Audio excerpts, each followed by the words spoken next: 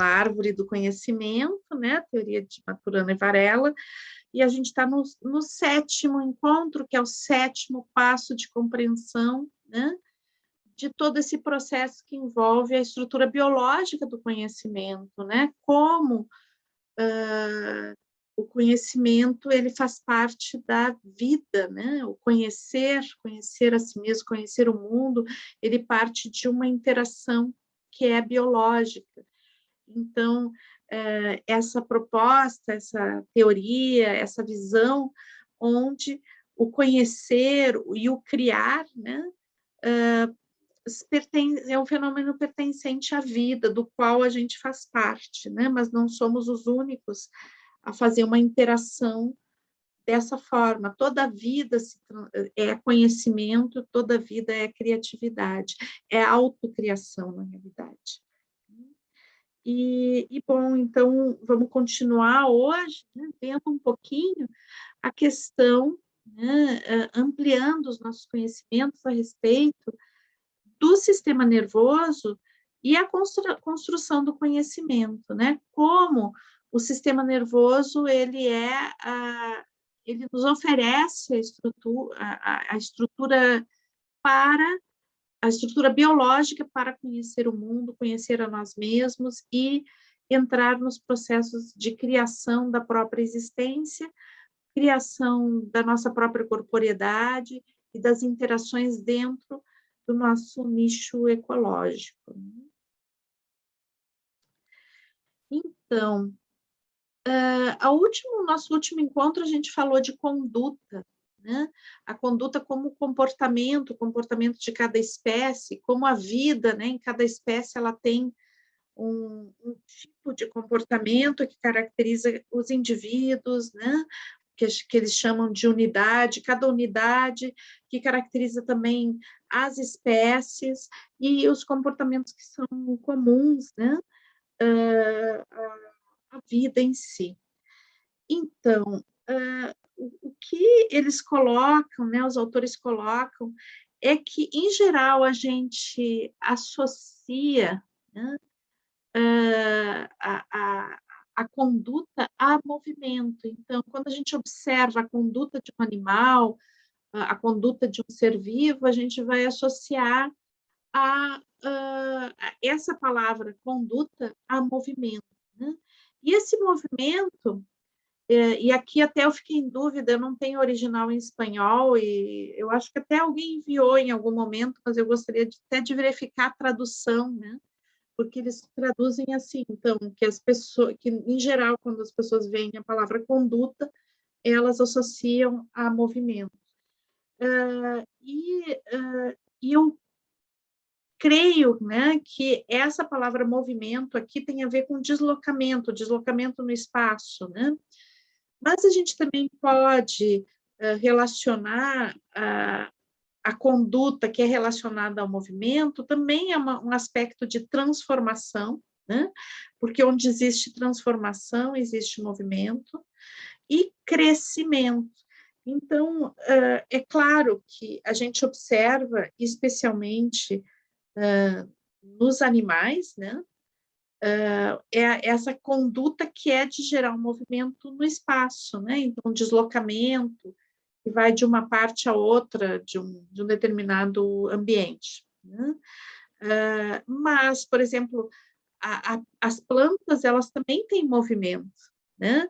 Só que é um movimento que não tem esse deslocamento, porque elas estão fixas no extrato, etc. Então, eu fiquei em dúvida se realmente a palavra seria movimento ou não. Eu coloquei aqui a palavra deslocamento, que é uma coisa que eles não colocaram, tá?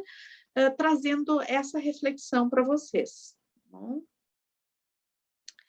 Mas, em determinado momento, então, eles colocam que, na realidade, o movimento, que tudo tem movimento, né? Então, desde uma molécula, um átomo, uma partícula tem movimento nesse microcosmos, né? Mas também em nível do cosmos como um todo, né? Desse espaço infinito que a gente chama de universo, que poderia ser um multiverso também, né? Então, tudo tem movimento, as estrelas têm movimento, as galáxias têm movimento, as células têm movimento, as partículas têm movimento, então, desde de um nível muito pequenininho, né, microscópico, até um macrocosmo, né, infinito, tudo está em movimento. E eles chegam a mencionar isso como uma grande dança, né? Então é bem interessante, porque dentro da biodança a gente vai ver isso como uma dança, né? A dança da vida, a dança da existência, que não é uma realidade somente da nossa espécie, mas é uma realidade da vida e extrapola a própria vida, né? Então, o que vai diferenciar esse movimento, né, é a velocidade e as dimensões que são distintas, né? Então, como eu coloquei, desde uma partícula até uma estrela ou mesmo uma galáxia. E daí eu recordo até um filme que em outro momento a gente viu, né, um vídeo onde partia justamente disso, do microcosmo até chegar no multiverso, né? Não sei se vocês recordam esse vídeo que a gente viu, que trabalhava justamente sobre essas distintas realidades, algumas que a gente não consegue perceber, né, porque são maiores do que a nossa capacidade de percepção, mas estão aí, né? E tudo isso em movimento, não existe nada estático, né? Tudo está em movimento. E daí, então, quando ele começa a entrar na questão do movimento dos animais, né? E ele vai, eles, né, os autores, eles vão partir de um exemplo bem simples, né? Que é uma ameba, né? Ou um protozoário, onde existe algum agora me faltou o nome, algum órgãozinho, agora tem um nome específico isso para a célula, agora me faltou o nome, mas que é um órgãozinho, né, dentro da célula que serve para o movimento, né? Serve para essa célulazinha, para esse protozoário se movimentar.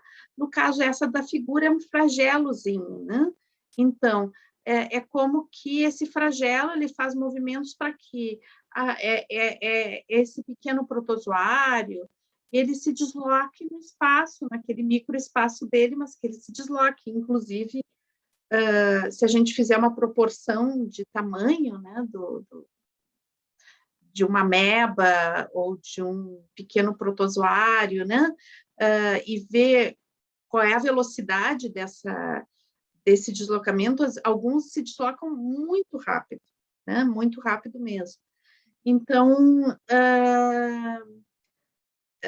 colocar assim que desde desse ser unicelular já existe uma interação que é muito importante, né? Que ela já surge aí e que ela vai indo para os seres multicelulares, né?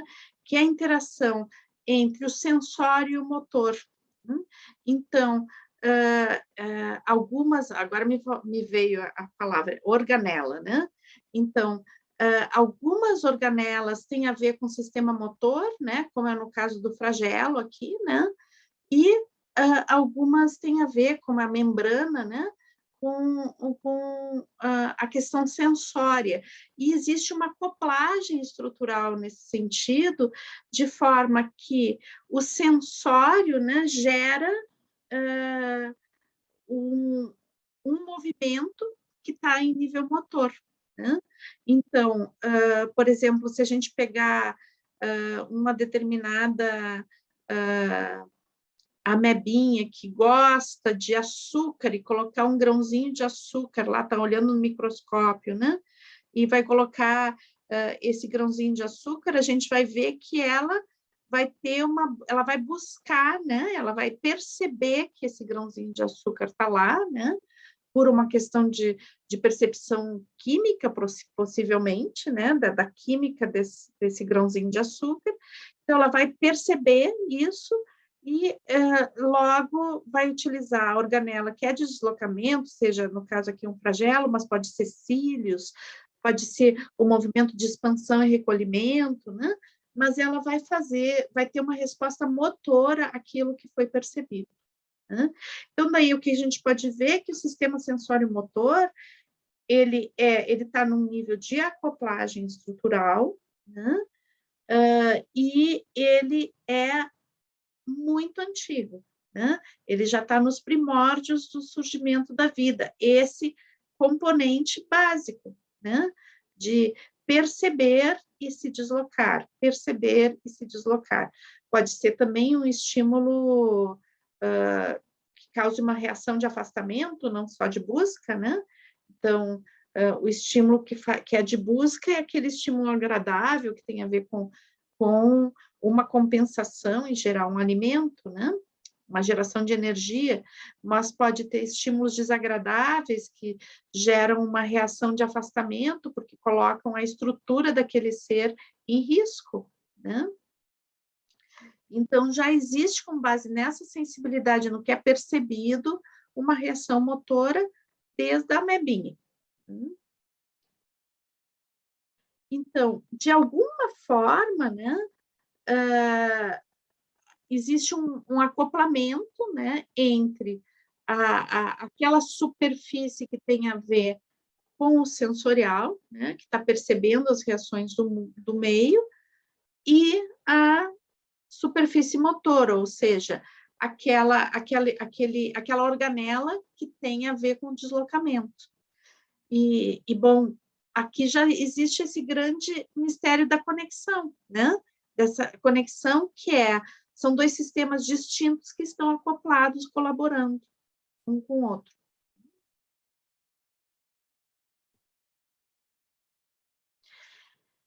Daí, então, o que a gente vai observar? Né? Nos animais, os animais mais primitivos, né? Eles já vão ter o aparecimento de um sistema nervoso primitivo também, mas que já existe. Né? Então, aqui no caso, a gente tem que é o exemplo que eles citam no livro, né? A hidra, que é um ser multicelular muito primitivo, muito básico, né? Muito antigo também, que se trata basicamente de um ser com tentáculos, né? E que tem uma boquinha onde vai colocar os alimentos, etc. Né? Então, mas é assim bastante primitivo. Mas o que a gente observa? Que esses seres, já num nível muito primitivo, eles já têm neurônios, né? E um sistema nervoso muito primitivo. Então, eles já têm um sistema de comunicação entre as células que compõem aquele ser, né, para que elas se colaborem. E já existe um nível de célula, um tipo de célula que se diferencia e que faz justamente essa conexão entre a parte motora e a parte sensitiva, né, que percebe. Então, é bem interessante a gente ver que essas células modificadas, que são os neurônios, né, elas já existem nos seres mais primitivos, mais básicos, né? Então, é como que o próprio sistema nervoso, ele vai se criando e vai surgindo, né, a partir, desde daquele organismo unicelular, de alguma forma a gente percebe essas reações, mas nos multicelulares é necessário algo que ajude essa comunicação, né? De uma célula das células que têm a ver com um sistema sensitivo, com as células que vão realizar a ação. Então, que existe todo já um sistema, né, de células que têm organelas mais longas e que fazem como um fio condutor de ligação de informações entre as células que realizam o movimento e as células que percebem. Então, que a gente chama de neurônio, né? E daí o neurônio, ele tem esse formato, né? Então, esse núcleo, né, que é o soma, esses dendritos, que são como extensões que abrem como árvores, né? E que vão fazendo conexões, e depois o axônio, que é essa parte que é muito longa, que pode ser muito longa, que faz conexões em distâncias consideráveis dentro daquele ser, né? Que uma célula comum não conseguiria fazer essa conexão. Então, o que é o sistema nervoso? Ele é um sistema de conexão entre partes, né? Do corpo que estão muito distantes, né? E que necessitam levar informações, né? Então, essas informações, elas podem ser desde informações internas, fisiológicas, né? Até informações externas, como, de repente, perceber um cheiro e buscar um alimento a partir daquele cheiro, né? Então, essas ligações entre o perceber e o fazer, né, e o movimento em si, elas são feitas pelos neurônios.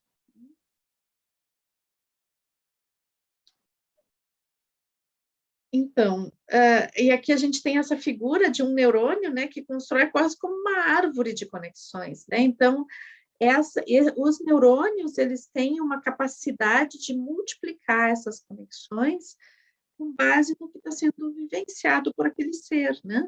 Então, quanto mais esse ser precisa aprender, estabelecer conexões e dar conta do que está percebendo e comunicar isso, mais interações nervosas vão surgindo.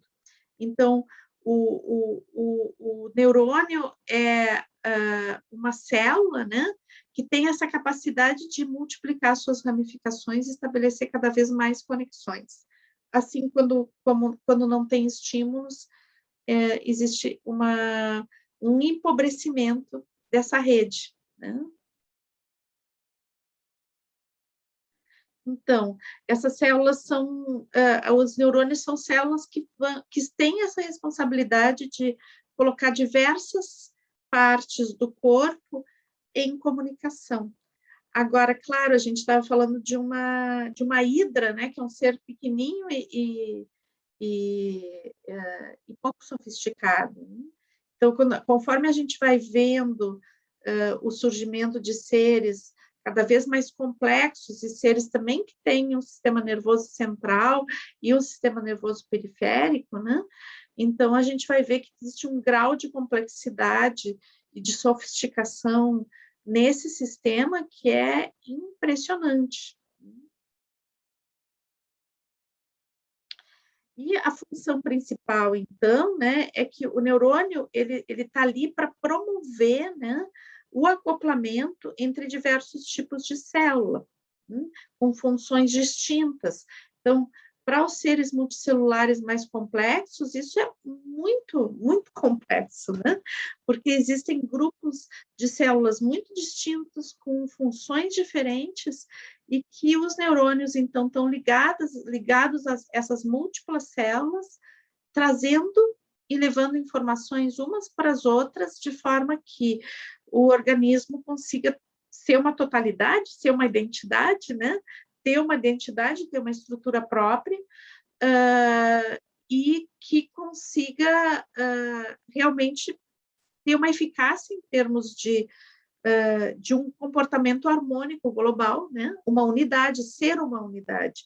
Então, os organismos são unidades, bom, a vida existe por isso, pela questão do sistema nervoso, né? Então, o sistema nervoso cria essa unidade, essa identidade, essa unidade, né? Que é um ser.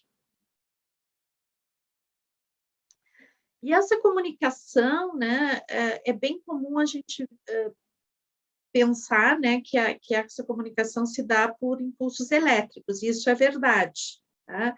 Então, a união de dois neurônios, né, se dá por interação de descargas elétricas, né, impulsos elétricos, mas também se dá por uma interação química também. Às vezes, é por descargas elétricas ou por reações químicas que fazem essa comunicação entre um neurônio e outro. E é interessante, né? Eu gosto dessa imagem, e para mim foi uma descoberta quando eu descobri isso, né? Foi num curso de neurociência que eu fiz, que a gente promoveu na escola, que na realidade o neurônio não toca no outro, né? Eles têm uma proximidade, né? Entre os dendritos que eles não chegam a se tocar, mas a informação passa dentro desse espaço entre um e outro, né? A informação elétrica ou química. Então, as sinapses, né, que a gente chama de sinapse, essa comunicação, né? A sinapse é, na realidade, uma acoplagem entre os neurônios, né? Que se acoplam e se colaboram, né? Dentro desse propósito, dessa tarefa, né? De ser um meio de comunicação entre as várias partes do corpo, provocando uma harmonia e a construção de uma identidade única. Então, é claro que existe um grande mistério, né, de como os seres unicelulares, de repente, começou a haver um nível de colaboração onde se propiciou que existam seres multicelulares, que na realidade são componentes de várias células que se colaboram formando uma outra unidade, né? Cada célula sendo uma unidade, e essa colaboração que forma uma unidade maior. Bom, a gente estudando o sistema nervoso, a gente consegue compreender, né, que isso é possível graças aos neurônios, né? Essa unidade em termos do mundo animal, né, é possível pela questão dos neurônios que fazem essa comunicação entre as diversas funções das células, né, que têm funções diferentes, e também entre as várias regiões do corpo, às vezes muito distantes, se a gente pensar, né, lá no nosso dedão do pé direito, né, e toda a mensagem, né, sensitiva que vai passar lá da percepção da minha sola do pé até o sistema nervoso e a reação, né, que eu vou ter motora, as sensações que eu tenho na planta do pé, ela ser uma cosquinha, né, é impressionante, né, o nível de sofisticação e de rede neuronal que existe para algo tão simples, né, que não é simples na realidade. E também perceber que existem vários estratos desse nível de comunicação, né? Porque tem algumas mensagens que vão diretamente para o sistema nervoso central e algumas que não passam pelo sistema nervoso central. Então, as nossas reações mais rápidas, né, elas têm a ver com reações imediatas e que elas são estabelecidas já em um outro nível, né? Às vezes a gente vai ter consciência de um movimento que a gente fez, de uma reação que a gente tem, depois de ter feito a reação, porque é tão rápido, né? Por exemplo, uma queda, né? Uma queda, de repente, lá sei, eu torci o pé e vou cair, e vai ser isso já me aconteceu, por isso que eu estou falando. Não sei, uma vez eu estava caminhando, né? E eu torci o pé. E daí houve uma coisa que eu fiquei encantada, assim, porque imediatamente todo o peso do meu corpo foi para outra perna. Eu caí, né? Mas eu não rompi ligamento, etc., porque eu desloquei o peso do meu corpo, né? E foi uma reação mais rápida que a queda, né? Então, na realidade, existe um outro sistema que funciona aí, que não passa uma percepção, estou caindo, vou colocar o peso na outra perna. Não, é algo que vem num nível automático de defesa, né? E que é extremamente sofisticado, que parte, não saberia explicar exatamente de que regiões do sistema nervoso estariam sendo ativadas nesse momento, né? Mas é como que existem outros caminhos, existem atalhos, né? Que tem a ver também com as reações mais primitivas, que são reações de seres, por exemplo, que não têm o sistema nervoso central ou não tem um cérebro muito primitivo, né? ah, então, dentro da nossa estrutura de sistema nervoso central, a gente tem vários estratos, né? Desde o mais primitivo, que tem a ver com o que a gente chama de cérebro reptiliano, né? Que tem a ver muito com reações imediatas, até com todo o cérebro que tem a ver com o sistema límbico, né? Que tem a ver com as emoções e que é comum a vários animais que têm um sistema nervoso central, e depois o cérebro mamífero, né, que tem esse córtex, e que nos seres humanos é um córtex super desenvolvido, que é a estrutura evolutiva na nossa espécie que nos preservou, né?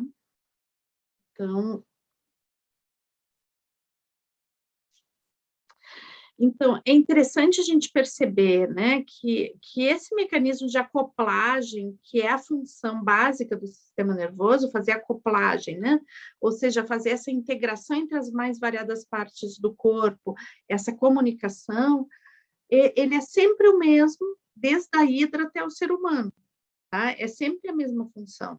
Então, isso não muda. A função do sistema nervoso é fazer esse nível de conexão.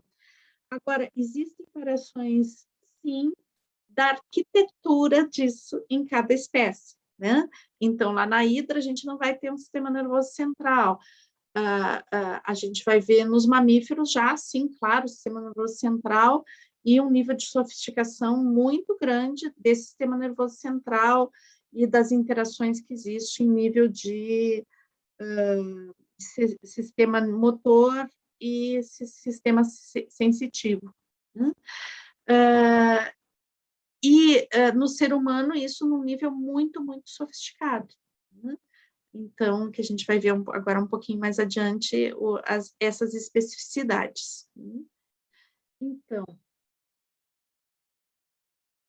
é interessante a gente perceber que o córtex, né, que é essa característica bem forte dos mamíferos, o córtex é essa parte, né, que é cheia de voltinhas aqui, que a gente vai ver nos mamíferos, né? Não sei, eu acho que os pássaros já têm algum nível de uma camadinha um pouquinho maior também, tá?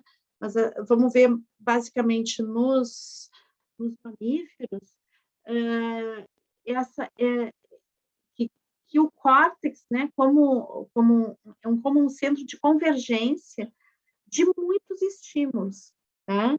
Então, não é como um telégrafo, né? Tipo assim, eu passo lá do pé uma mensagem, isso chega lá purinho, chega lá elaborado e vem com uma resposta. Não, à medida que existe o córtex, então existe um nível de funções muito específica, muito maior, e um nível de conexões dentro do próprio sistema nervoso que são muito sofisticadas e com um nível de complexidade muito grande. Né?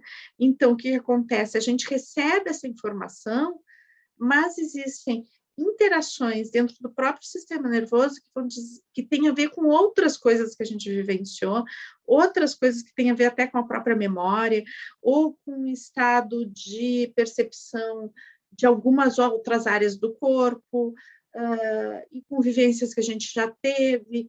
Então, existe uma multiplicidade de coisas que estão interagindo com esse impulso, né, que podem fazer com que a minha reação frente àquele estímulo ambiental seja muito diferente de uma reação simples, né?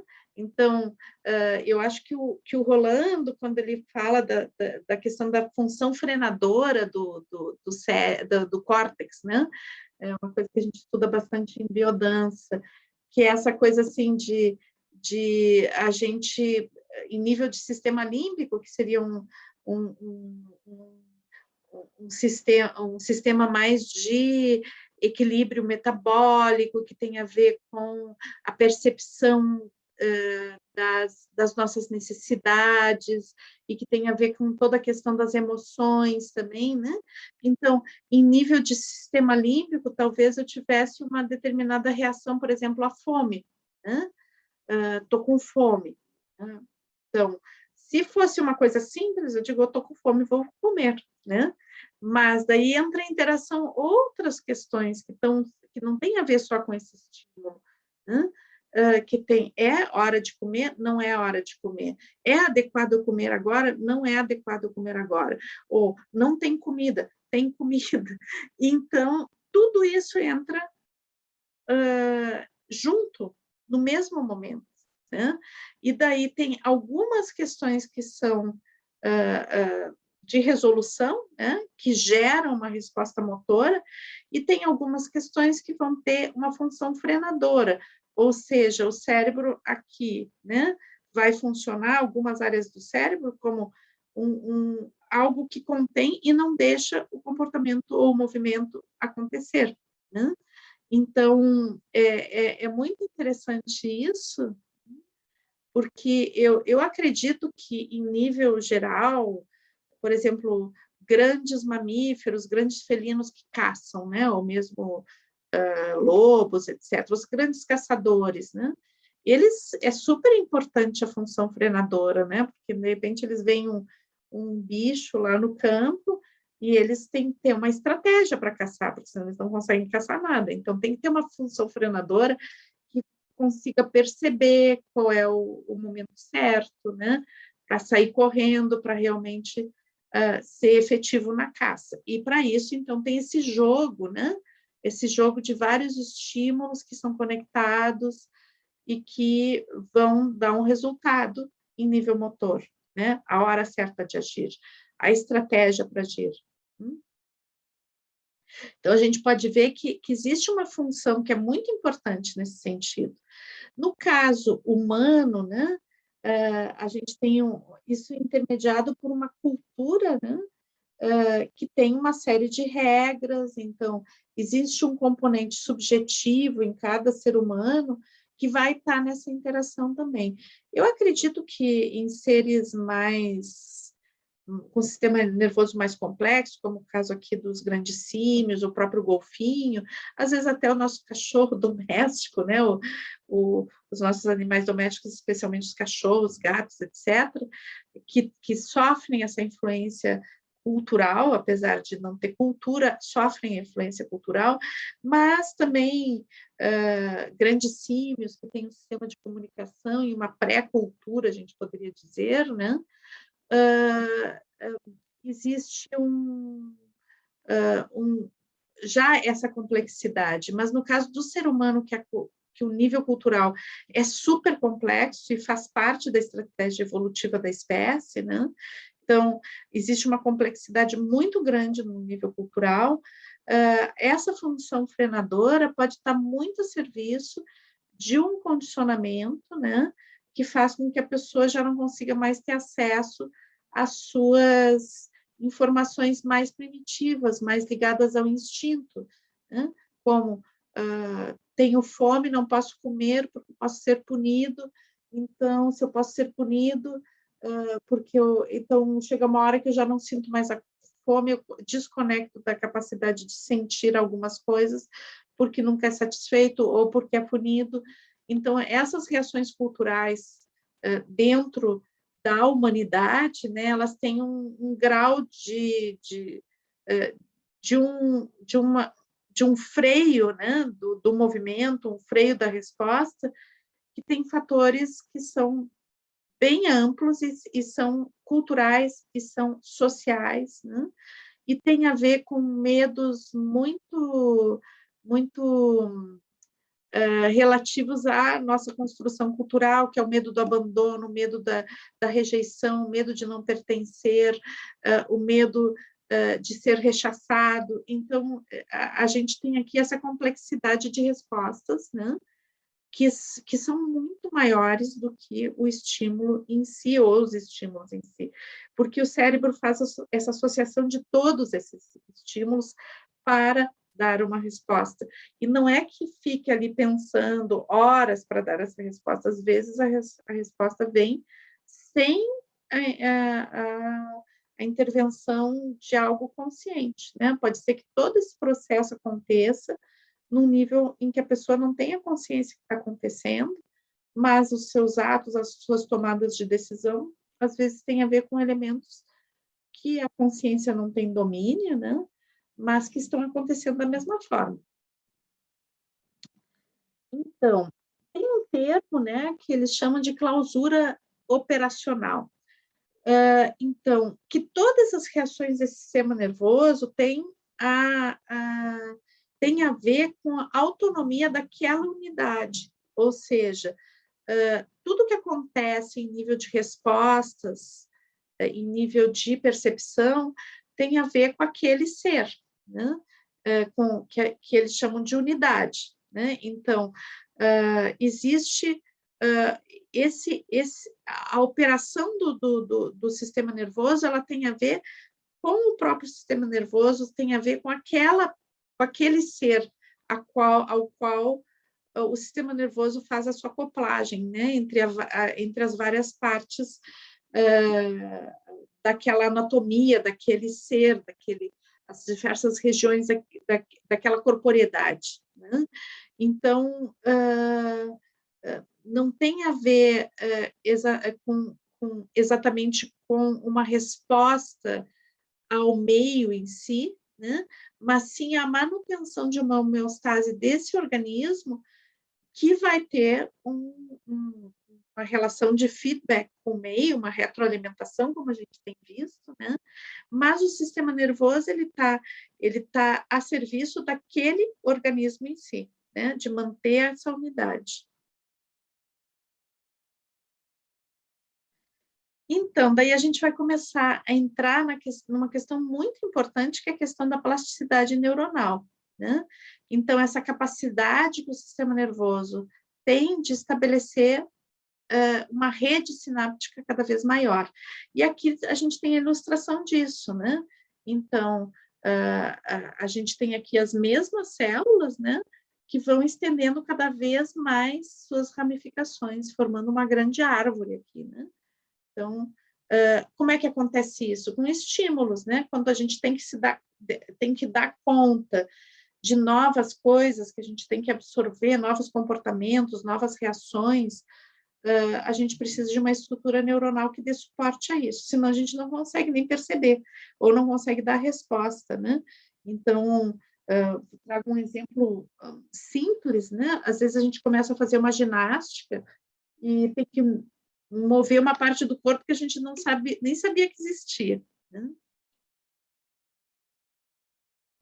Já me aconteceu isso com algumas ginásticas que eu fiz, tipo, lá sei, dança do ventre, de repente tem que mexer lá um músculo que tu nem sabia que tinha o músculo, né? Porque nunca foi estimulado, não utiliza normalmente nos teus movimentos cotidianos, né? Então, quando acontece isso, é como que tu não consegue nem dar o comando, né, consciente de mover aquela parte, porque tem digamos, a gente pode dizer que tem uma rede neuronal muito pobre ali, que não foi trabalhada, né? E à medida que, então, vai se aprendendo a fazer determinado movimento, a gente vai estabelecendo cada vez uma rede maior, né? Vai estimulando a que essa rede aconteça e aos poucos, vai tendo cada vez mais habilidade de fazer aquele determinado movimento, né?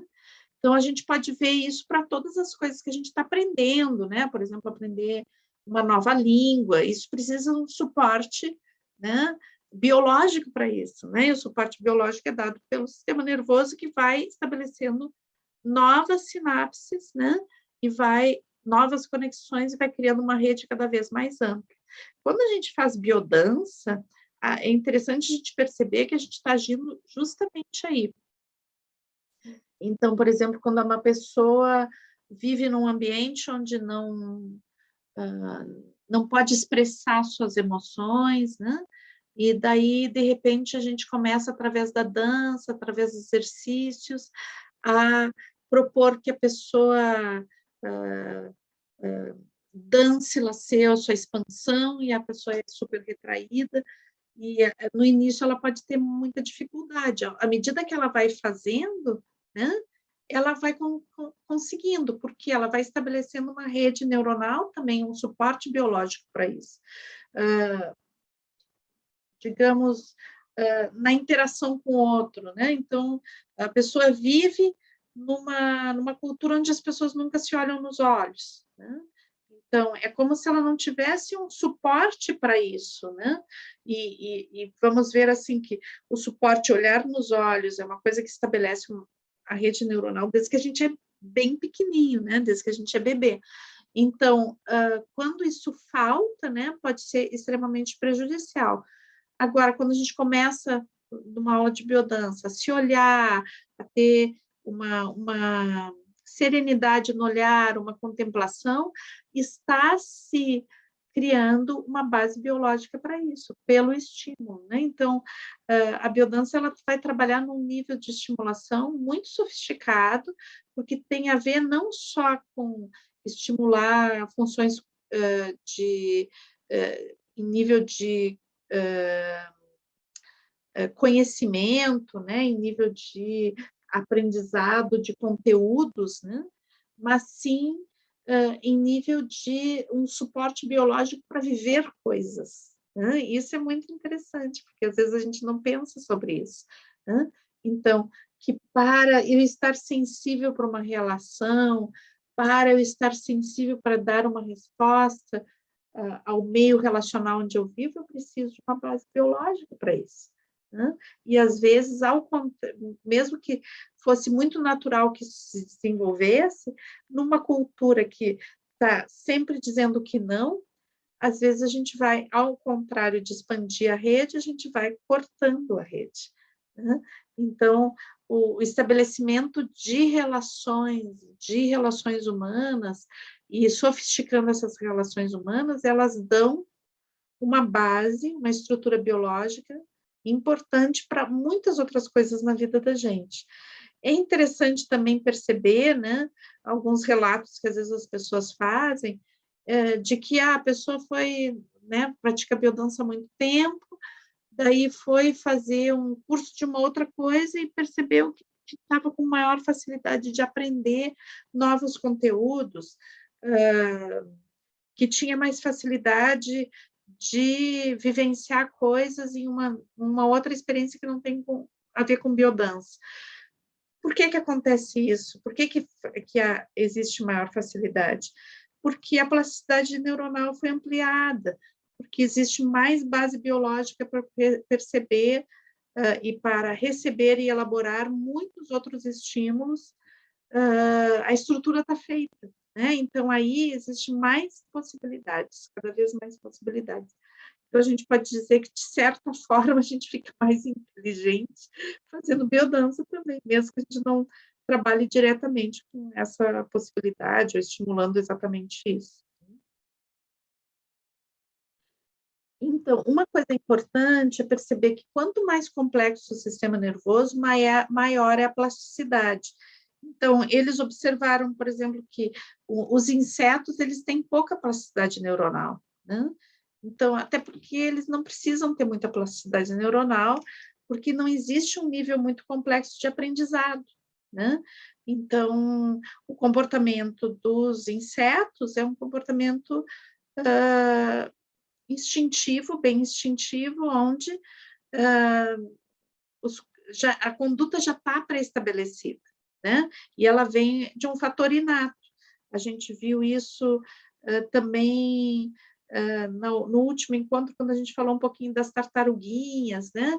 Das tartaruguinhas que nasciam e já sabiam a direção do mar, já saíam andando, e depois, claro, aquele comportamento de sair andando para o mar, começar a nadar, isso, a própria prática estimulava, né, e fazia com que reforçasse aquele comportamento. E esse reforço de comportamento é o estabelecimento de novas redes neuronais no sentido de reforçar aquelas vias sinápticas, né? Mas não existe um nível de abertura tão grande como nos sistemas mais complexos, né? Então, quanto mais complexo é o sistema, maior a plasticidade. Por quê? Porque esse sistema mais complexo necessita, né? O comportamento inato não é tão forte, né? E precisa de aprendizado. Então, os sistemas que necessitam aprendizado precisam de maior plasticidade, e eles vão criar conexões cada vez mais complexas. As espécies que não têm tanto aprendizado vão ter isso em menor dimensão. Todas têm, mas em menor dimensão daí. Então, o filo, né, que vai ter mais essa questão da plasticidade são os mamíferos, porque os mamíferos são uma espécie que a gente já viu isso também dentro da evolução, quando naquele capítulo que a gente viu sobre a evolução, os pássaros e os mamíferos, eles têm um componente de aprendizado super importante, né? Então, isso faz com que o comportamento inato seja diminuído, né? Para existir uma maior abertura para aprendizado, né? Quanto maior a abertura aprendizado, né, mais a gente vai ter uma influência do meio sobre o componente da identidade daquele indivíduo, né? Então,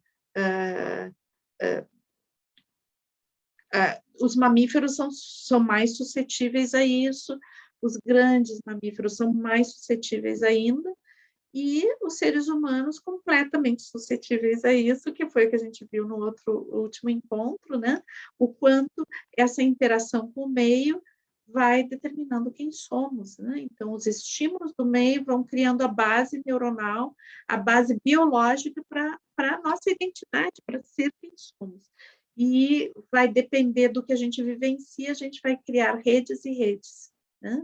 Isso vai ser muito determinante do comportamento, da forma de pensar, da forma de ser, de quem somos na realidade. Então, a gente tem um nível de condutas que são inatas e um nível de condutas que são adquiridas, né? No caso do sistema nervoso mais complexo, a gente vai ter menor condutas inatas e mais condutas adquiridas. E para essas condutas adquiridas, a gente vai precisar de um suporte biológico, né? Então, a gente poderia dizer que o que é inato aí, né? É inato a tendência a adquirir uma infinidade de novos comportamentos e é inato a construção de uma arquitetura, de uma base biológica para esses comportamentos, para esse nível de comunicação.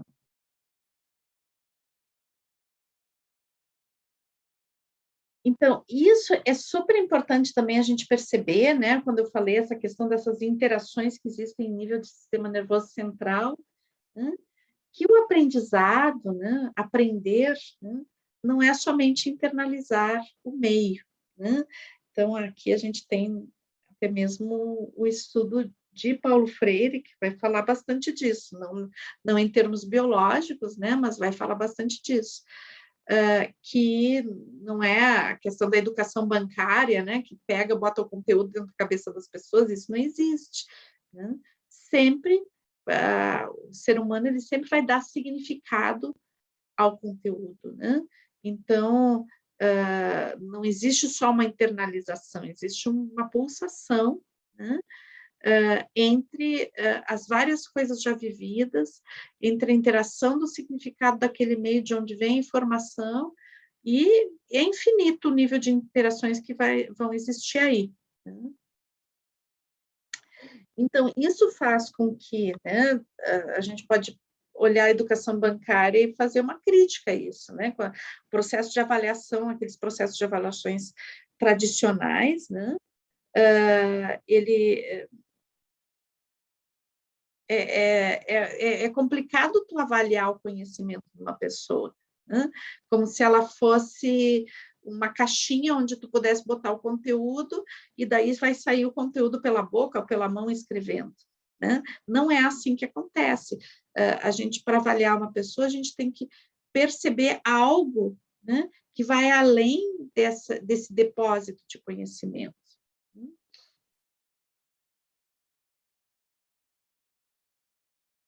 E perceber que existe, então, né, que, na realidade, quando existe a construção do conhecimento e a percepção, né, de como uma pessoa constrói o seu conhecimento, então, é a gente poder perceber, né, que essa dimensão, né, relacional, ela está na experiência de quem está sendo avaliado, né? Então, o fato de ser avaliado, ela já é influenciado na resposta, já faz parte do componente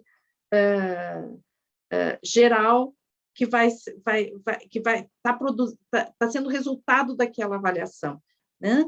E, além disso, a própria expectativa de quem avalia, né, que espera uma determinada resposta e obtém outra, também está no meio disso tudo.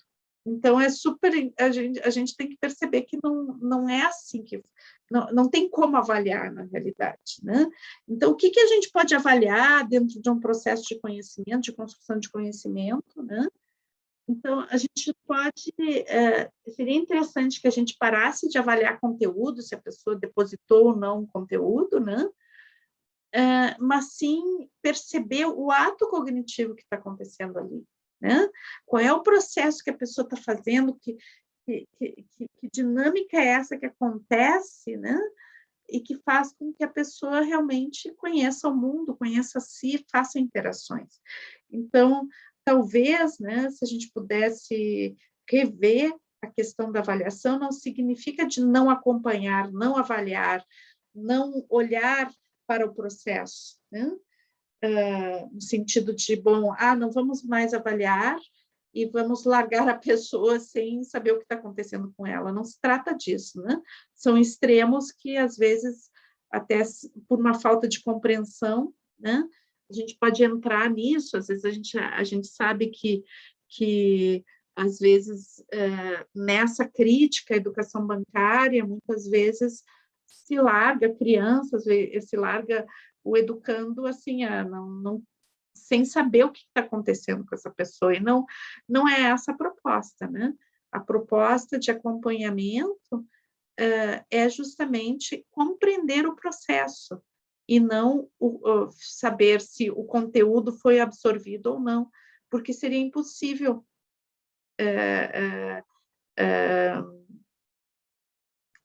avaliar a repetição de um conteúdo, não tem nem sentido fazer isso, né? Então, o que temos que afinar é a percepção desse processo cognitivo, né? Como ele está se dando, né? É uma percepção delicada, é uma percepção que passa pela consideração de que o outro é o outro, né? É uma unidade que ela tem uma lógica em si, né? E perceber a maravilha dessa lógica, conseguir entender a maravilha dessa lógica. Essa seria uma boa forma de avaliar, né? Avaliar não tentando padronizar, mas avaliar tentando perceber, qualificar, abarcar bom, e acolher, né? Acolher a diversidade e perceber também quando existe uma dificuldade, poder ajudar, né?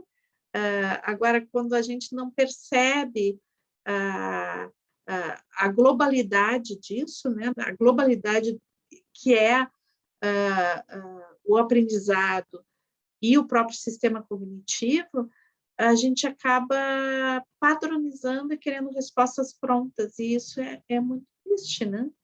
Então, é bem importante a gente perceber, né, se colocar em outro lugar para avaliação, que não significa um lugar de abandono, mas sim de acolhimento.